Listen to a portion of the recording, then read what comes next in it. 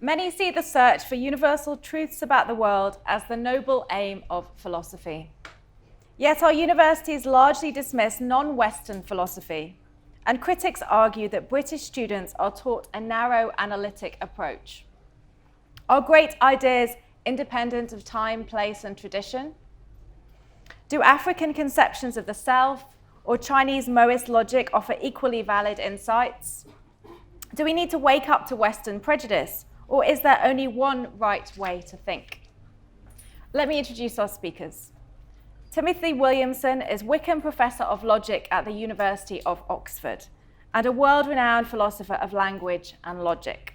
Chakravarthi Ram-Prasad is Distinguished Professor of Comparative Religion and Philosophy at Lancaster University and a Fellow at the British Academy.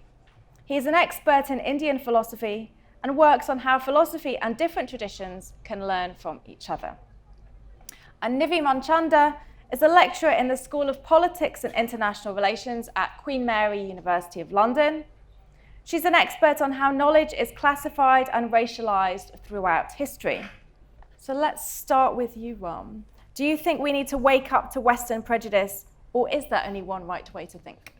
Well, I think, first of all, I don't see those two as opposed. I think philosophies are prejudiced, whether it's Indian or Chinese or Western or Islamic, because most of the productions of knowledge, especially in the past and to some extent now, depend upon institutions, patronage, access, which narrows down who are the people who are allowed to speak. And therefore, I do think that patterns of thought tend to be prejudiced. That doesn't necessarily mean they want to be, do want to look beyond what specifics are of your upbringing and your training, and you want to speak to the human condition. Having said that, it does mean that we have to entertain the possibility that there are many different ways of being right on different things. It depends on what it is we're thinking about.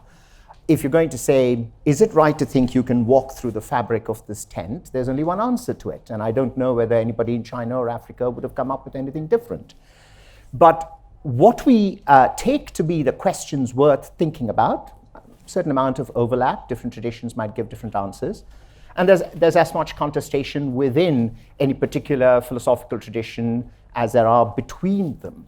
So I think we should do the very boring thing and say, well, what does it mean to think? What are the kinds of truths we're talking about? What do we mean by truth? And how many times we can disagree on these things, which is, I suppose, what philosophers do. Thank you. Tim, is there only one right way to think? I think the idea that there's only one right way to think for all the questions that you might want to answer is ridiculous, although that doesn't mean that nobody holds it. I mean,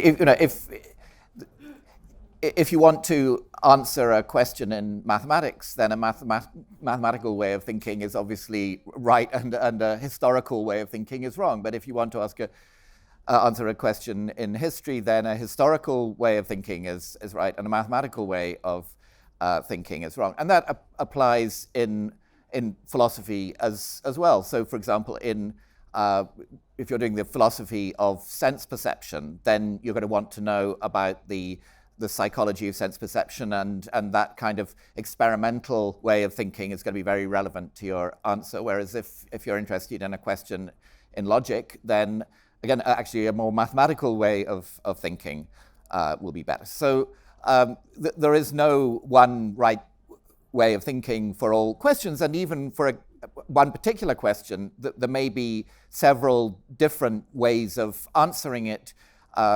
Even within mathematics, for example, there are geometrical ways of thinking and algebraic ways of thinking, all of which can get to the right answer of a given question. So no, but of course, some ways of thinking are better than others, and if we didn't accept that, we wouldn't be in a position really to criticize any way of thinking. I mean, as for the waking up from Western prejudice, I suspect that talking about Western prejudice would be about as useful as talking about Eastern prejudice. It's just lumping so many different things together that it's not a very helpful category. I mean, I think in our thinking we make all kinds of assumptions that we don't reflect on.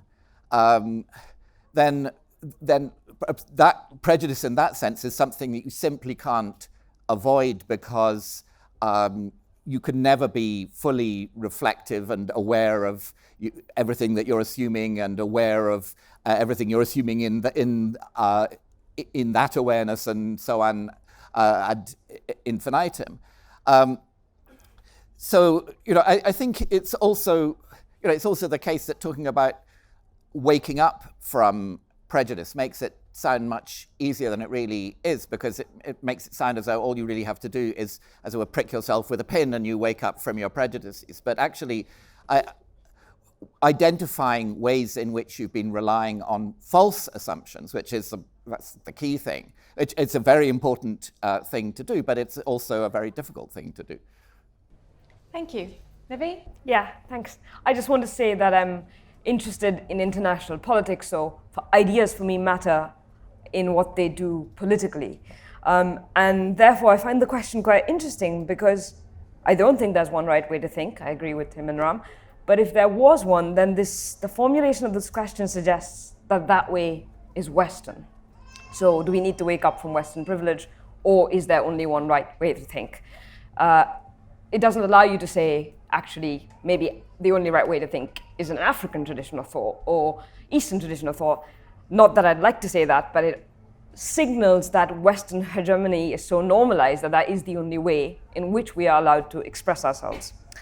And then the other thing I want to say is that absolutely we need to wake up to prejudice, but it's not as easy as exactly as what Tim says, because prejudice is so inculcated. So when we think about the works of Kant or Mill, who are prominent Western philosophers, what they wrote about utilitarianism in the case of Mill or deontology in the case of Kant were deeply based on their ideas of colonialism and slavery. So you can't take away the political context from philosophy, from thought at all. Thank you. I mean, this brings us to our first theme, which is about the nature of philosophy, really, and what we're doing when we do philosophy.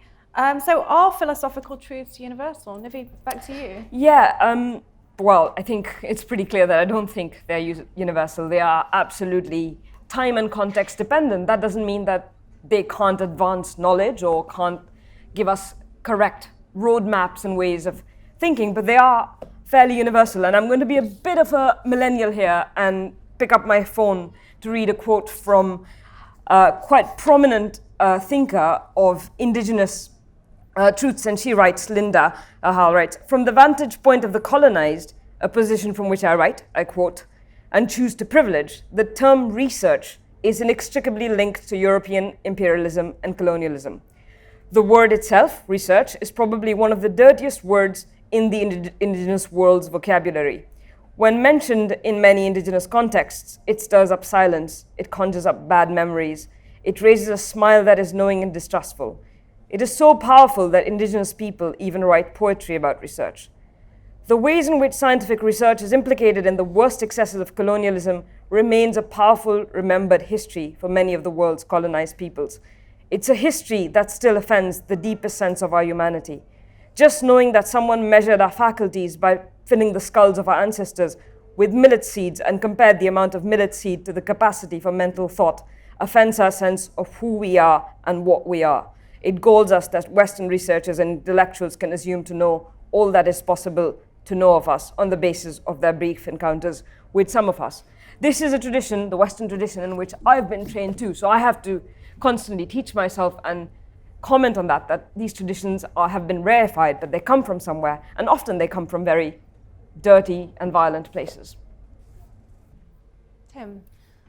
Yeah, well, I think one has to be very careful about what is meant by universal truths. I mean, of course, it's clearly true that certain ideas are ones which can only be had in certain historical, social circumstances. I mean, so there was no chance of people in the Stone Age coming up with quantum mechanics, for example, and I think that's really absolutely clear. But that doesn't mean that just because the the truth or the principles that we come up with could only be come up with in certain circumstances, that they're not truths about all time and all space. For more debates, talks and interviews, subscribe today to the Institute of Art and Ideas at IAI TV.